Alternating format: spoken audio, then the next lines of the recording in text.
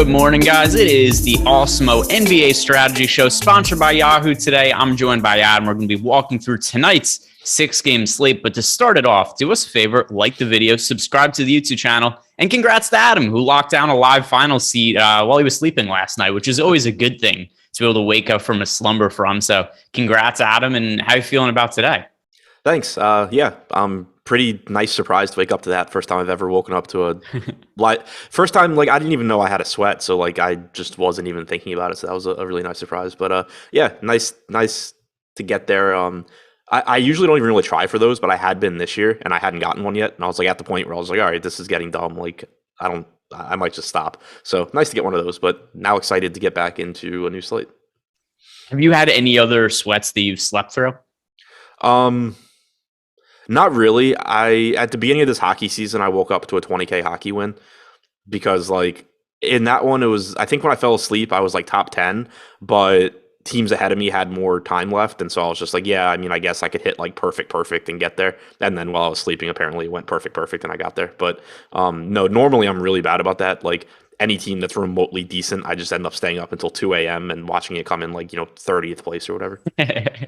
I had one. It was during baseball season, probably 5 years ago, and I had a colonoscopy scheduled for that day, and I woke up in the morning, and while I was in the car going there, I started hand building a baseball lineup on my phone and totally forgot I had done it. So I go under anesthesia, and it was an afternoon baseball slate. So I wake up, I go home, I go back to sleep, wake up, and I see I'm winning $25,000. Totally forgot about the baseball lineup. And I had a White Sox stack that I just hand built on no sleep the day before, nice. And I totally forgotten. Yeah, I actually have a similar one of those too, where I was flying to Toronto for the DraftKings baseball final 6 years ago, and I just built a lineup on the plane. We get there, a bunch of us go to the strip club. I completely forget about my lineup, and I come back to the table where my friends are, and my boss at the time had we had shitty cell phone service in there too, but he had gone outside to smoke a cigarette, and he has a shot lined up for me. He's like, "Congrats!" I'm like, "On what?"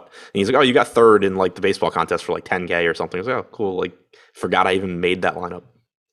Moral of the story: sleep through your sweats. Don't upload your CSVs in time. These are the keys to winning in DFS. But there's also some other keys that we're going to be walking through today when we're walking through this slate. Starting with the Toronto Raptors at the Atlanta Hawks, and the Toronto Raptors. I find them a really difficult rotation to project right now without OG Anunoby, because I still have this feeling that Thad Young should be a bigger part of the rotation. And I played a bunch from yesterday thinking he was going to be low-owned, which didn't end up being the case. But I also don't know that I came away with a really good feel of how this rotation is going to shake out without OG Anunoby, because the Raptors lost by so much yesterday that the game was never competitive, and I don't know what the intended rotation was. So, Adam, who do you see as the potential value plays on Toronto without Anunoby in the mix? And do you think Thad Young is worth going to tonight? Yeah, I think the rotation we got yesterday was pretty much what I expected, which, to your point, there's no guarantee that they do that again. But the fact that it was in line with my expectations makes me pretty comfortable projecting it the same way. We got 21 minutes from Thad Young. He's 3,200 today. If he plays anywhere in that 18 to 20 to 22 minute range, he's going to look like a pretty good value at 3,200. So I'm fine going back there. Obviously it can go poorly, but he has power forward eligibility. He's a good point per minute guy. 3,200 is very, very cheap. Similarly, I expect around 20 minutes for Birch. I expect around 20 to 22 minutes for Chris Boucher. I think Achua plays in the 20-minute range. So any of those guys are reasonable values. I think Young is the one that I would get to first, just because he's a better point per minute guy than Birch and Achua. He's got power forward eligibility and he's cheaper than Boucher. Then it's probably either taking shots on Boucher, hoping you get that massive Boucher game in 22 minutes, or taking a min salary Birch and just hoping that he gets you 20 points and that's enough. But I do think that those sort of those are the guys that I expect to be getting around 20 minutes. And unless they entirely change their rotation, we're just still not seeing, Banton and Flynn and those guys really play. Shout out to At The Dynasty, left us a super chat. My boys, keep up the good work. Dope cut, Greg. Thank you very much, At The Dynasty. We appreciate you. And to address what Not Sure said in the YouTube chat, he said, I watch every Raptors game. Thad Young is not a part of the rotation. He played 21 minutes in each of the last two games, and OG Anunoby is out now. Yeah. It's important information. OG Anunoby not there. They have minutes to fill. I think Thad Young is one of the guys that could potentially pick up the minutes. Something else to consider, they traded a first-round pick for him at the trade deadline. I find it hard to imagine the Masai Ujiri traded a first-round pick for Thad Young with the intention of him just not playing in the second half of the season. Now, was it a good trade? That's a totally different conversation, but I don't think they gave up a first-round pick to not play Thad Young. It doesn't mean he plays 35 minutes, but he's very cheap on FanDuel and DraftKings, and I think there's a chance that he could play 24 to 25 minutes. It's not the most likely scenario, but if he ends up being low owned today, I think it is something that's at least interesting to me. Talking about, yeah, go ahead. No, and at this price, you don't need 25 minutes. Like on a 6-game slate at 3,200, if you get 20 minutes from Young, you're probably fine. He had played like 12 minutes 3 games ago. Then you had Van Vliet out, and he played about 20 minutes. Then yesterday with OG out, he played like 21. I don't see any reason to think you're not getting somewhere in that 18 to 22 minute range. Yeah, and not sure now following up saying he was barely playing before OG went out. Yeah, but he's out now. We're playing daily fantasy sports. We're not playing how many minutes did somebody play 2 weeks ago. We're trying to figure out where those minutes are going. So I'm going to take some shots on him as a punt play, assuming he doesn't end up being massively popular. Talking about the high-end guys now, Pascal Siakam, Fred VanVleet, both of them have been priced up a pretty good deal, but there is, once again, more of a role to go around with Anunoby not in the mix. How do you view these guys as pay-up options today? I like them here. Like I thought Siakam was a very good play yesterday. Obviously, he didn't come through, but you got a little bit of a price drop as well, down to 9,100. He's just a productive player. He plays huge minutes. It's not like it's a bad matchup here. This game has a 226 total, so I like getting back to Siakam. Van Vliet at 8,500, I think looks pretty good as well. You can expect him to play a lot of minutes, as he pretty much always does. Only played 30 minutes yesterday, but obviously that game was not particularly competitive with the Hornets just destroying the Raptors. I don't see any reason to think you're not getting around 38 minutes from him if it's competitive. Scotty Barnes is cheap. He typically had been playing less than the other starters in recent games, but he is someone where I don't think his rates are really going to change with OG out, but I do think you could see a couple more minutes from him because, OG typically played more, and then you had all of Siakam, Trent, and Van Vliet just playing 40 minutes. I think that there's a decent chance you go from Barnes, who had kind of recently been playing like 32 minutes, getting back to his season average of around 35 minutes, and at a falling price tag, that's pretty appealing. Yeah, I think he's probably the Raptors player that I actually think I'm going to end up with the most exposure to, depending what happens with the rest of the day. But Scotty Barnes to me does look pretty underpriced, and he had a pretty good game yesterday as well. I think there was a chance he had hit a little bit of a rookie wall heading into the All-Star break. That week off, I think, benefits a lot of the younger players, Scotty Barnes, Evan Mobley, that aren't used to playing, this intense and long of a season. Now, on the other side of the game with the Toronto Raptors, I really like Trae Young. He's one of my favorite pay-up options on this slate. Toronto, tail end of a back-to-back for them, so potentially a little bit of fatigue here. And Trae Young's been priced down, so I'm curious to see as well with him. Let me see if we have updated ownership, actually.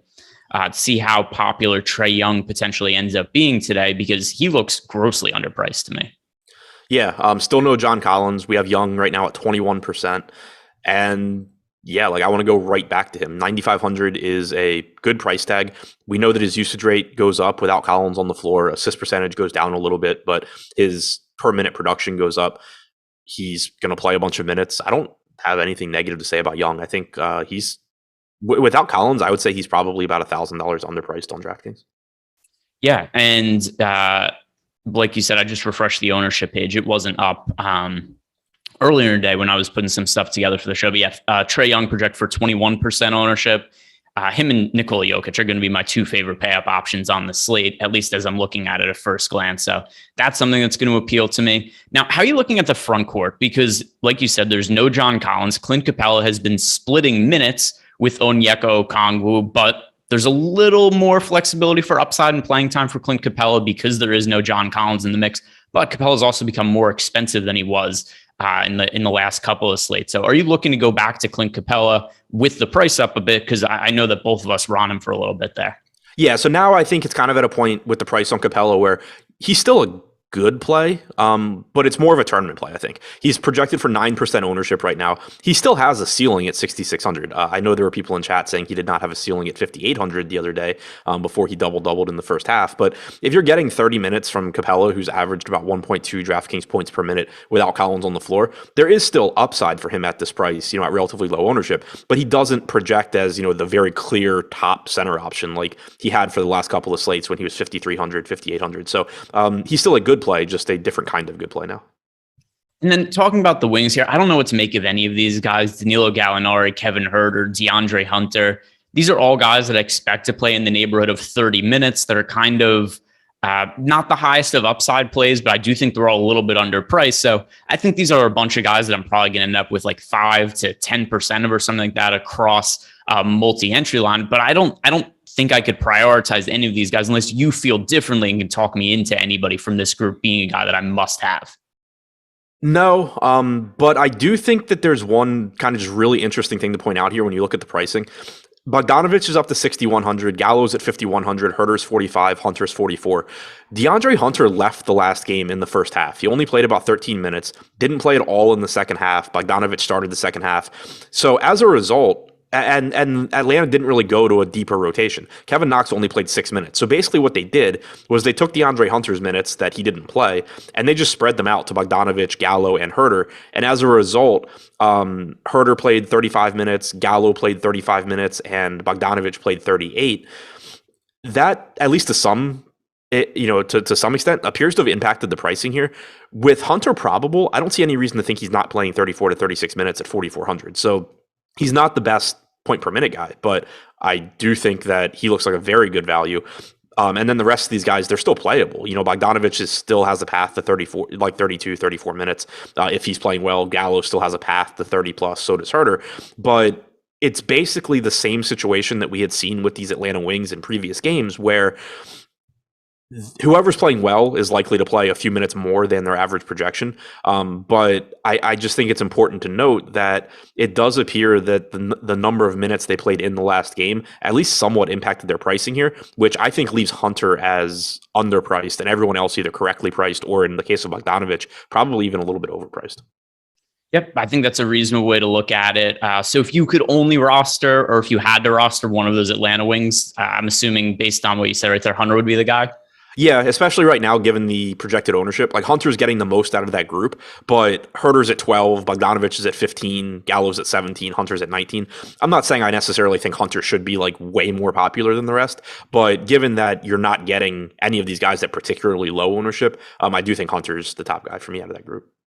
All right, moving on to the next game, the Washington Wizards at the Cleveland Cavaliers. And starting by talking about the Wizards, Kristaps Porzingis is questionable to play. That is going to make their front court really difficult to project right now because we don't know if Porzingis is in or out. But then even if he does play, I don't know what we would expect from a minutes standpoint. The other thing also, they're playing on the road, tail end of a back-to-back, difficult matchup against Cleveland. Game last night went to double overtime. Do you think these things could impact the playing time for today? Because I do think there has to be a scenario where they look at it and be like, hey, we don't want to play Kuzma like 35 minutes after the double overtime game last night. Is that anything that worries you at all? So it doesn't worry me in the sense, like, I don't think that it's likely they just come in here and run like a abbreviated rotation and punt the game. I do think there's actually a pretty good chance that Cleveland just rolls them and, it's over after 3 quarters. And by pretty good chance, I mean better than usual. Like, I think it's an 8-point spread. Normally I wouldn't even consider that the game could get out of hand, but the combination of a really difficult matchup, Washington on the second half of the back-to-back, it wouldn't be surprising if this game just was ugly. But yeah, I mean, it's one of those where I'm not confident in Washington guys, and for the reasons you said, but I also don't really know what to do about it because this game is still only an 8-point spread. Everyone betting on this game and setting the lines is very aware that Washington played double overtime yesterday and it's only an 8-point spread. So I don't want to go too far and just say oh, there's no way this game's competitive, I'm not playing Washington. I think typically you're still better off kind of just saying, okay, it is what it is. Maybe there's a little bit more risk than usual, but the guys that I would normally I'm still going to to some extent. Yeah, and then I think the biggest talking point here has to be Daniel Gafford, just because he ended up being a fairly popular play last night, actually started at center over Thomas Bryant. I don't know what the hell this team is doing with their big man rotation between, Thomas Bryant and Daniel Gafford alternating who starts. Gafford was out of the rotation for a short period of time. How important is the starting lineup going to be for you between Gafford and Bryant? And at least as of now, which one is more appealing? I think it's really important because if Bryant starts, I think you're expecting, 22 to 24 minutes from him, and Gafford probably playing like low to mid teens.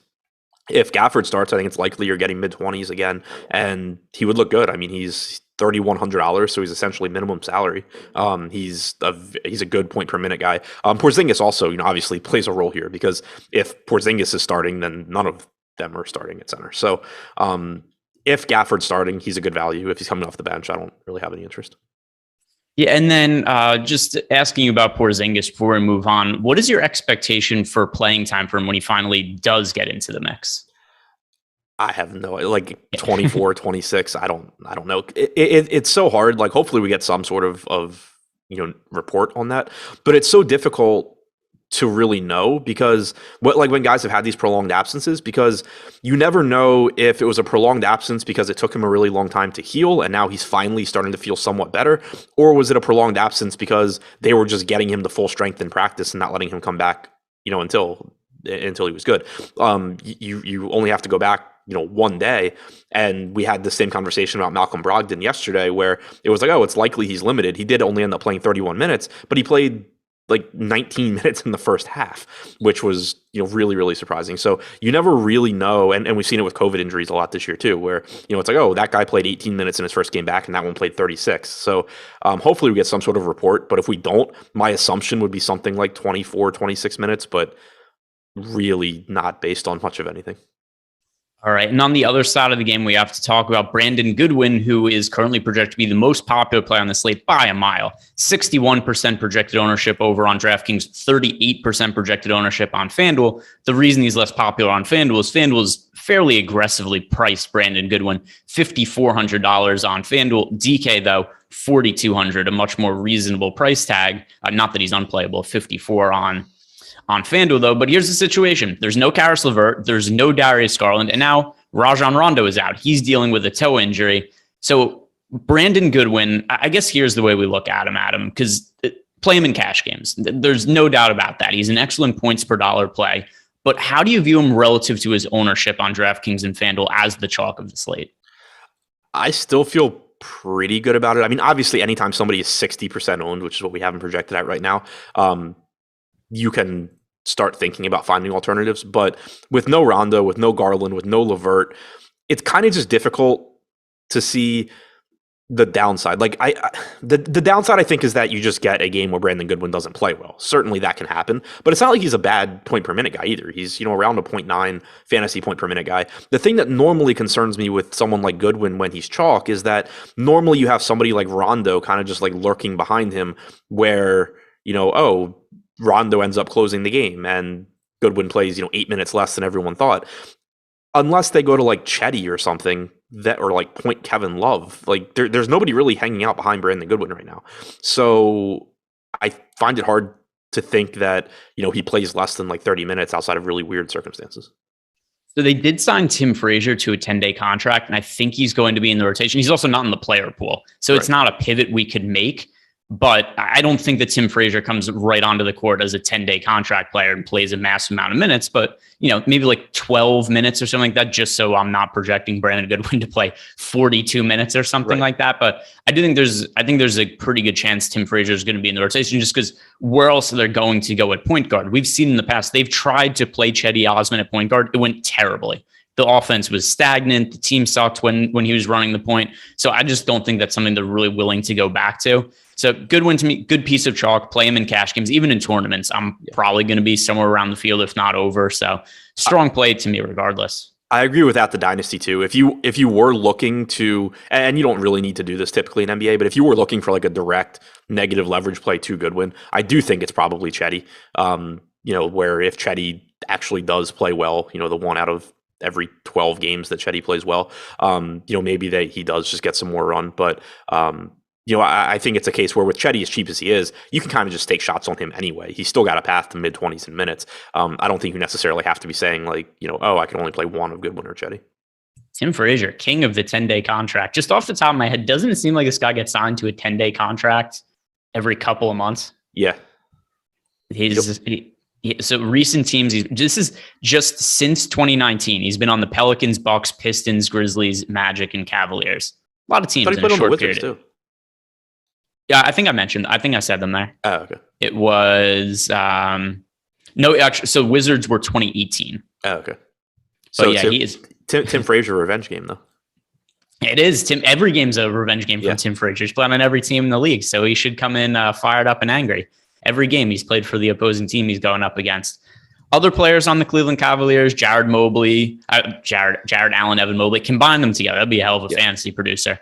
But between Allen, Mobley, I find it hard to get to Love and Markkanen right now just because with Markkanen back in the mix, but potentially not playing full minutes. I do think that still takes away from Kevin Love while also not making Lauri Markkanen all that appealing. To me, Allen and Mobley, they're both kind of secondary options. I think they're slightly underpriced, but not guys that I'm going to get to, as core plays or anything like that. But how are you viewing this Cleveland Cavaliers front court?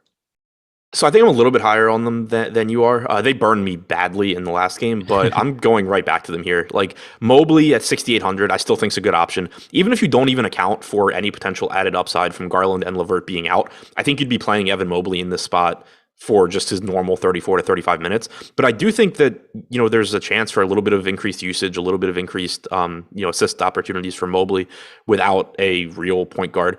Jared Allen's usage rate has actually gone up a little bit in the games that Garland and Sexton and Rubio have been out. Now, obviously, Rubio becomes LeVert, but that's not something that I totally trust since he's not creating for himself ever. But either way, it's a good matchup at 7,500, so I like him. But Kevin Love is the piece that I'm really interested in. He's 5,600. He only played 17 minutes last game, which I have no idea what happened in that game. But I'm not attributing it to Lauri Markkanen being back because he, in games earlier this year where Garland was out, we had a couple of games from, I believe, the beginning of January where Garland and Sexton were out. Markkanen was in, and Kevin Love was still playing 29 and 30 minutes. You were getting closing lineups where it was Mobley, Love, and Allen alongside each other. And then when Markkanen was out and Garland was out, you were getting the same thing where, they were closing with Mobley, Love, Allen. So I'm not you don't have to get 30 minutes from Love, but I have a really hard time thinking he only plays 17 again. And even if you give Love 24, 25 minutes at 5,600, he starts to look really good. And then similarly, Markkanen at 5,700 in a pretty good spot, or 5,800 rather, in a pretty good spot, and getting no ownership, or 6% ownership is kind of appealing as well. But I think in order, I would say it's Mobley, Allen, Love, Markkanen for me. But when you factor in the ownership, I still really like a 12% owned $5,600 Kevin Love. Yeah, I could see the logic there. For me, I just find it hard to project him for the minutes, but minutes are a sliding scale. And the one thing that is hard about NBA projection, just building lineups from, is there's a reasonable scenario where Kevin Love plays 17 minutes again. There's also a reasonable scenario he plays 28. And when you're making a set of projections, you can only give him one set of minutes. So I could see the logic for the upside there, but I'm not sure I'm going to project him for that many minutes personally. Anything else from the Cleveland Cavaliers stand out as a talking point for you? No, we mentioned Chetty. I mean, Isaac Okoro should play a lot. It should play, 28, 30 minutes. He's 3,800. He's fine. But yeah, I don't know. I just think in general, Cleveland is a very, very appealing team. And I actually think some of these guys should be getting more ownership. All right. So moving on to the next game, and a pretty similar talking point because the San Antonio Spurs in Miami, and the Spurs also played that same double overtime game that the Wizards played in last night. So concerns about a blowout there. We'll talk about that in a second. But first, you guys could get access to all of the great Awesemo Plus tools and content from nearly every single DFS sport out there with an Awesemo Plus weekly pass for just $29.95. And if you're only looking to play NBA, we do have NBA packages for as low as $4.95 weekly. So stop guessing, start winning, and join Awesemo Plus today. So Adam, same question I asked you about the last game with the Wizards in Cleveland. How concerned are you with the Spurs playing on the tail end of a back-to-back in Miami? So difficult Miami Heat defense. And these guys played massive minutes. I think a lot of people probably want to go to DeJounte Murray just because of how successful he was from a fantasy standpoint last night. Personally, I'm terrified of what the Spurs minutes are going to look like in the fatigue here. That and just the matchup against a healthy Miami team. Yeah, I mean, it's pretty much the same answer for me. I'm going to project it as I normally would, but the Spurs have a 109 implied total. The spread and total in this game, obviously is, at least in some way, impacted by yesterday's game. When you do projections, you're still getting the fact that they're facing Miami. Like, your model knows that. So I'm still going to project it as usual, and none of these guys are going to look that great for me in this spot. The ones I do get to, obviously, I'm going to be concerned or more concerned than normal because of what happened yesterday. But I just think it's a situation where, in one way or another, most of this stuff or all of this stuff is accounted for somewhere, and so I don't want to go too crazy saying oh well, yeah, it's baked into my model in a variety of ways, but then I'm also going to downgrade it even more for arbitrary reasons. Like, I think you get in trouble doing stuff like that. Yeah, and also the current ownership. I mean, DeJounte Murray projected for about 10% ownership right now on DK, but on FanDuel, he's projected for 31% ownership at 9,700. And a couple of thoughts here. First, 9,700 is not a correct price point on DeJounte Murray, considering his role without Derek White. But at the same time, too, there is enough risk involved with DeJounte Murray in the spot that I would not feel comfortable playing a 31% DeJounte Murray. And I think that is a decent spot to get away from him. So DraftKings, he's going to be low owned. But how do you view him on FanDuel, Adam, where he's going to be one of the most popular plays on the slate because he's mispriced? Yeah, I mean, I still think he's a good play, but I'm with you as far as 31%. You can always find good high upside point guard pivots. I mean, you can always find guys in the 10K price range that have really high ceilings as well. So I wouldn't necessarily say that you have to just be jamming over the field on Murray, but I still think he's a good play at that price just because he's so good without Derek White. Yeah, and the upside is clearly there for DeJounte Murray, but at least on FanDuel, the field is certainly getting there. How do you view the rest of the guys on San Antonio? Because I personally don't really find the rest of them all that appealing. Lonnie Walker, you and I briefly talked about him before the show started. I played a lot of Lonnie Walker last night. I got lucky. He sucked in regulation. The game went to double overtime. He scored a bunch of fantasy points in those overtimes. But I don't think it's really that replicable, and I'm concerned that he didn't play that many minutes in regulation. So how do you view the role players outside of DeJounte Murray for San Antonio? Yeah, and one other thing that we need to wait on is we don't have news on Josh Richardson or Josh Primo. They both missed last game, and so that was something that made me like some of those wings a little bit more. Walker still, like you said, didn't play a ton of minutes in regulation. That was kind of surprising to me. You got Satoransky in the rotation for 9 minutes. You got Kedabates Diop in there for 12-ish. I don't think Zach Collins is playing today. I think that was announced last night, but I don't expect that to have an impact other than a different backup center playing the same minutes. So I think that it's difficult for me to prioritize much here. If Richardson and Primo are out again, then I do think going to a $5,100 Vassell, a $4,100 Walker, those are both still reasonable plays. But this game is also just a lot less appealing than last night's was, not only because of the back-to-back and all of that, but just because Miami is such a slow team. They're on the road in Miami. It's just not the same matchup that you had against Washington either. And yet Zach Collins was officially ruled out last night, and just Jock Landale just slides in and plays those backup center minutes. So that's pretty much the 1-for-1 swap there. And as you said, also no Richardson or Primo. They're both listed as questionable today, so we're going to need updates on those guys. Now, from the Miami side of the game, Miami should be playing against a pretty fatigued San Antonio Spurs team. We do have Dwayne Dedmon as questionable, which is maybe a little bit more impactful than I think a lot of people realize, because Bam Adebayo could play a couple less minutes if Dedmon's back. Yurtsev's been so good. It's kind of crazy to me that he's just fallen out of the rotation in games without Dwayne Dedmon. But if Dedmon does return today, do you think it has impact at all on Bam Adebayo's playing time? I don't think it should impact Bam. Obviously you would expect it to impact Yurtseven, but I think you're still just getting, 33, 34 minutes somewhere in there for Bam on average. And then the backup minutes are going to either Dedmon or Yurtseven, depending on Dedmon's status. All right, so then let's just talk about some of the high-end guys, because we've got Bam Adebayo, Jimmy Butler, Kyle Lowry. I think all of these guys are about appropriately priced, but at the same time, I think there's a chance that just this San Antonio Spurs team they're playing against could be really fatigued and could set up for a lot of easy buckets for Miami. So I do find all of these guys to be, somewhat appealing in terms of upside, while not being guys that are core plays for me. Once again, these are guys that I do want to get to tonight.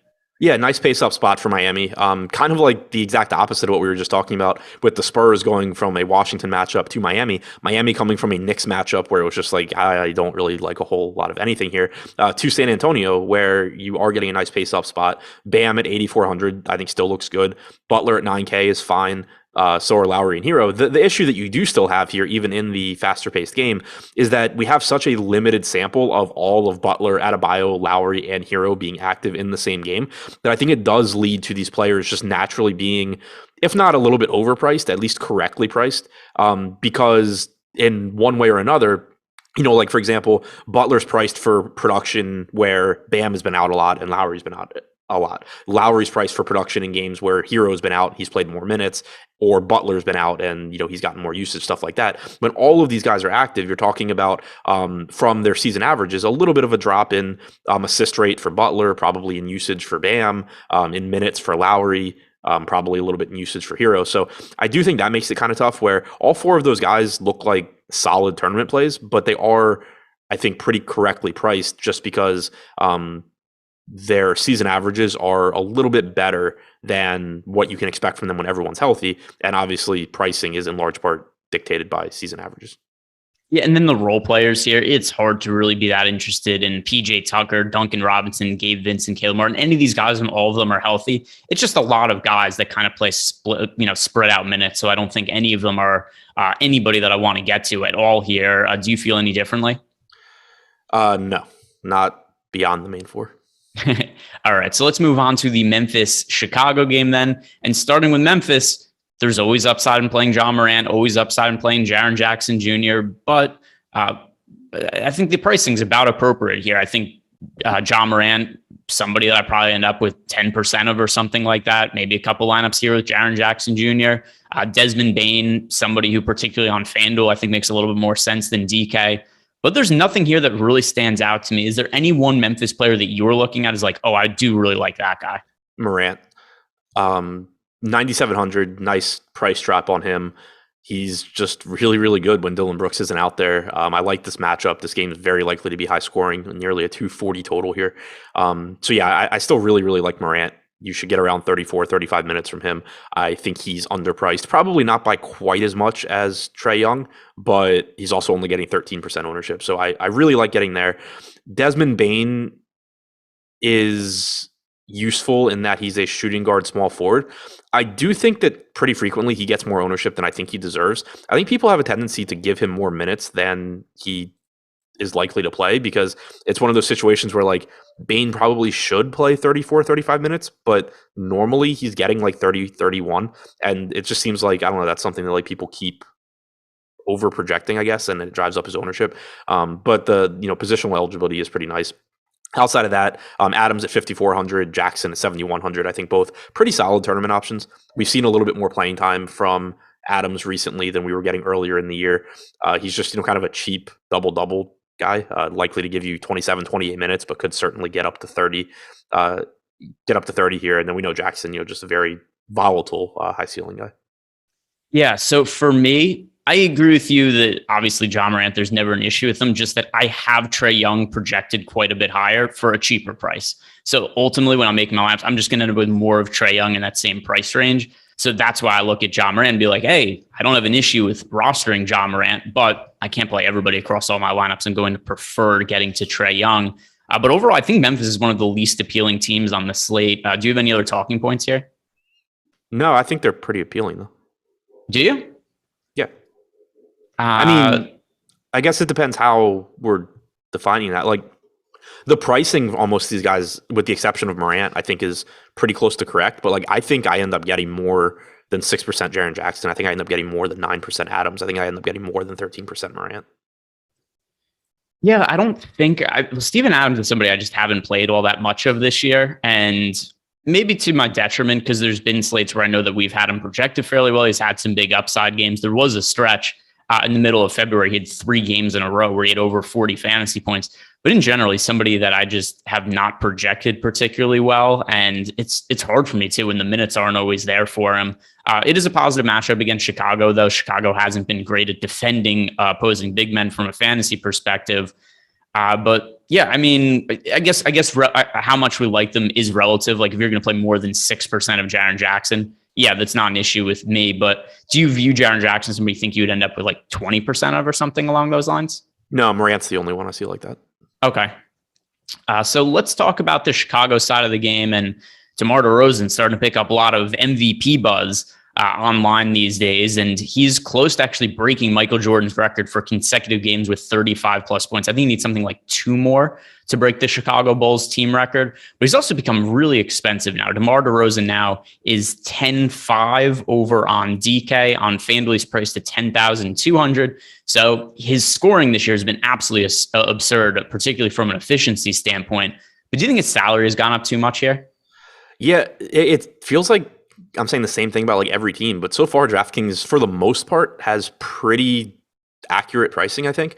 And so it just turns a team like Chicago, including DeRozan, into a team that I like in tournaments because none of these guys are getting ownership, and there's a good chance that, at least one of them has a big game.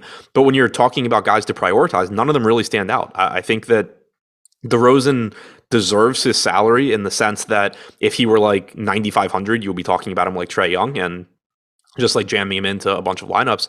But he's also, probably not overpriced, but like correctly priced because you did get so many games where Zach LaVine was out. That drives up the owner or the salary a little bit. So like you're still talking about someone with a 30+% usage rate that's averaging 37 minutes per game and has like a 25% assist percentage in the games that Lonzo has been out and LaVine has been in a high scoring game. Still a very high upside play, but correctly priced. And I think the same goes for Vooch and the same goes for LaVine at 8,600. On FanDuel, I really do like LaVine over on FanDuel at 7,800, 17% owned, so he's not going to be that popular. And that's a really cheap price for him at 7,800. Now, I know LaVine hasn't had the most upside as of late, and there's a couple of reasons why. Number one, just the emergence of DeMar DeRozan. There's only so many shots to go around, and as well as DeMar DeRozan is playing and scoring, he kind of has to be the guy who's taking the bulk of the shots. But number two, also, Zach LaVine just hasn't been healthy. He said himself he's dealing with knee soreness. The Bulls did give him some time off. I tend to think the 3 games they gave him off, that combined with the All-Star break, could help Zach LaVine get healthier. Now, am I totally confident he's 100% healthy? No, not at all. But 7,800 when he's not going to be popular on FanDuel, that does seem like a really cheap price tag for LaVine.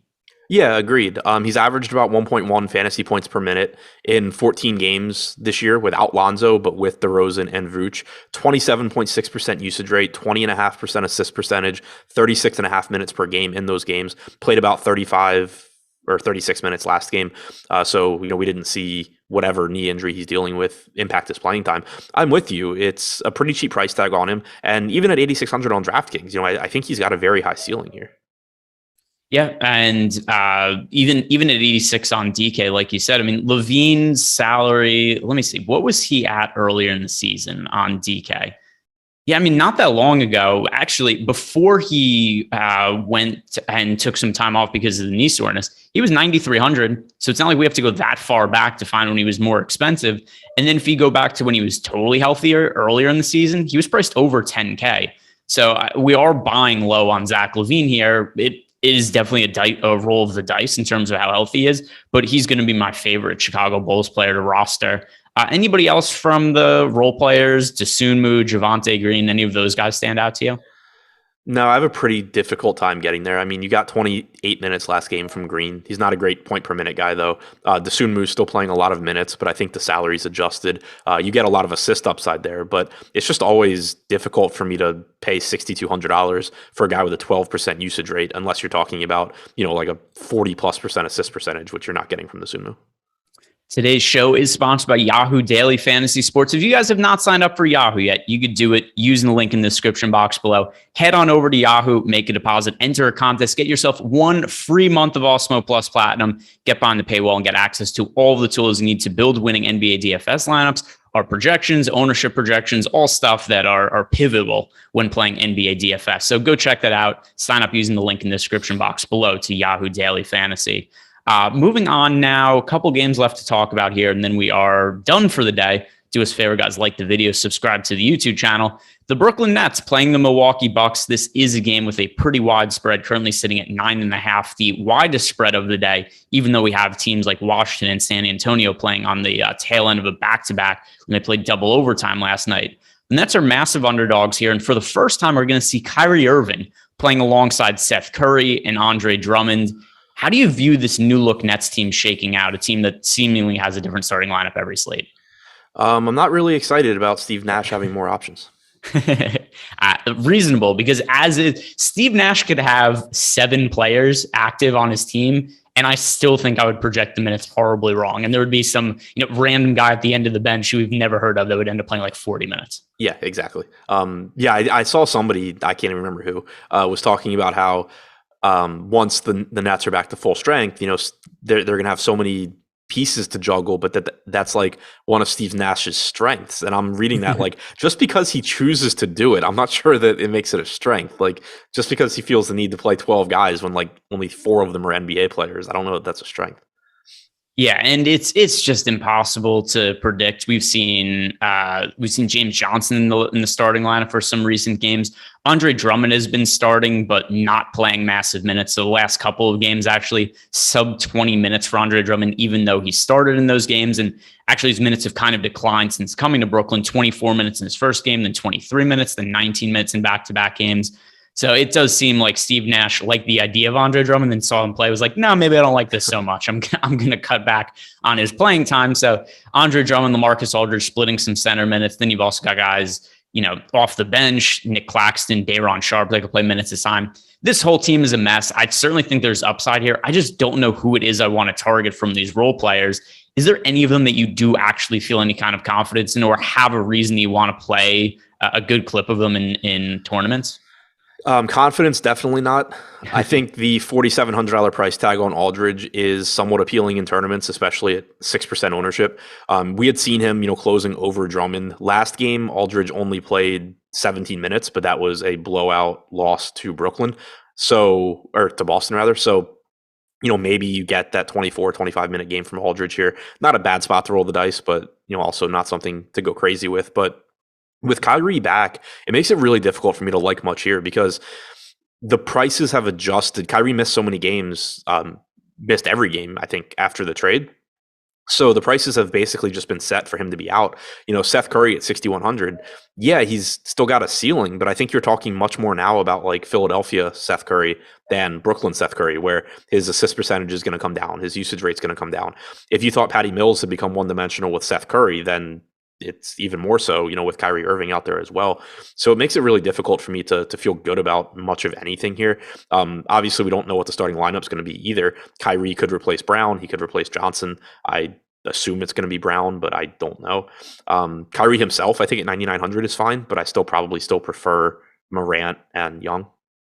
Yeah, and like you said, because of a homestand, Kyrie hasn't played in 2 weeks. His last game was February 12th, so it's been a while since we saw him out on the court. And who knows how that impacts him either. At a certain point, it's probably not ideal to just be guys like, hey, I play every 2 weeks because of, different situations where he's not allowed to play home games. Although it appears it's going to change soon. But yeah, it's a tricky situation. And there's a whole bunch of blowout risk here as well, because this is a 9.5-point spread and the Nets have been terrible for a very long time now and probably are going to be until Kevin Durant and Ben Simmons get back on the court. So now on the other side of the game from the Milwaukee Bucks, I do view this as a positive matchup for them against the Nets. Giannis Antetokounmpo, never have an issue paying up with him, but I do think we kind of have to compare him to Nikola Jokic a little bit. And I just strongly prefer Jokic over Giannis. That's probably going to limit the amount of Giannis exposure I ultimately end up getting to. But what are you looking at from the Bucks tonight? Yeah, I mean, I agree with you there. I think a lot with Giannis typically comes down to ownership because we know that he's one of the best. He basically is the best point per minute guy in the league other than Jokic. But the Bucks are so good and they blow out their opponents so frequently that it limits, Giannis's average playing time. And normally you can just find somebody as a pay-up option that you like a little bit more, whether it's because you expect them to play 5 minutes more than Giannis, or in this case, Jokic is actually a similar point per minute guy. But the ownership still plays a big role. Right now, we have Giannis at 16% on DraftKings. The power forward eligibility is nice. I think that ownership makes sense. It's a very good matchup. Even if you only get 32 minutes or so from Giannis, he's likely to give you a pretty good game here. But I also agree with you that Jokic against Sacramento is a fantastic spot to be at as well.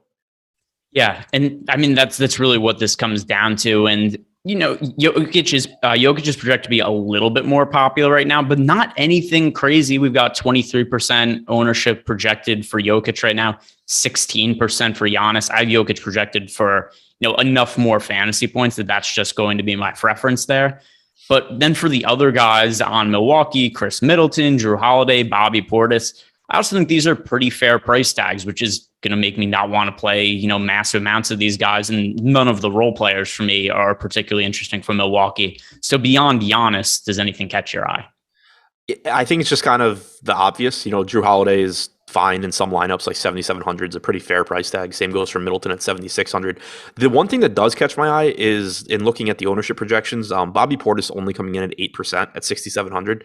He's someone that I think I've been overweight on quite a bit recently, because even with Ibaka there, you're typically getting 28 to 30 minutes from him. He's like a 1.1 fantasy point per minute guy with Giannis, and I do think this is a good matchup. So on DraftKings, he's only a center, which isn't ideal. I think he has power forward eligibility on FanDuel, which makes it a little bit easier to get there. Yeah, and probably also drives up his ownership. But I am interested, at sub 10% ownership on Bobby Portis.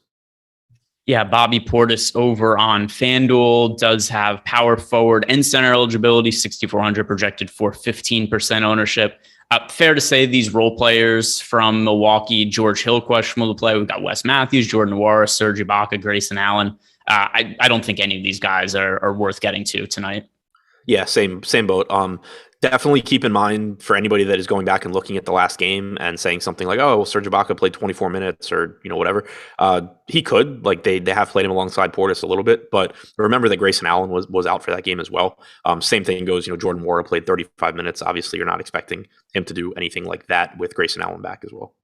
All right, let's hit on the final game of the slate, and also has the highest total of the night. Denver Nuggets at home against the Sacramento Kings, 237.5 point total. We just saw these teams play each other recently, and it ended up with the Denver Nuggets winning 128 to 110. There was a whole bunch of fantasy points scored by Domantas Sabonis, whole bunch of fantasy points scored by Nikola Jokic in that game.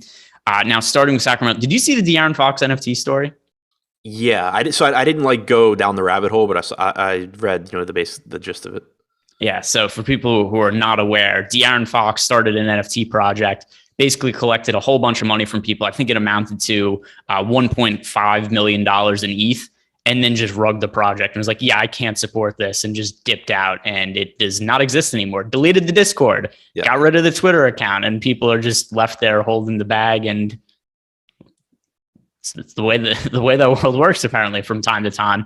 But that aside, from the Sacramento Kings standpoint, I do like getting right back to Sabonis here. He played really well in that game against Denver last time out. The total is massively high. Not to say that I put any stock into what he did in the last game, other than just that the total is really high. There's supposed to be a lot of points scored in this game. Sabonis still has a price tag sub 10K, and he's not expected to be all that popular today, at least on FanDuel. DK a little more popular, 19% projected ownership. But I think Sabonis right now I view as my third favorite pay-up option on the slate. Jokic 1, Trae Young 2, Sabonis 3. How do you feel about Sabonis and De'Aaron Fox?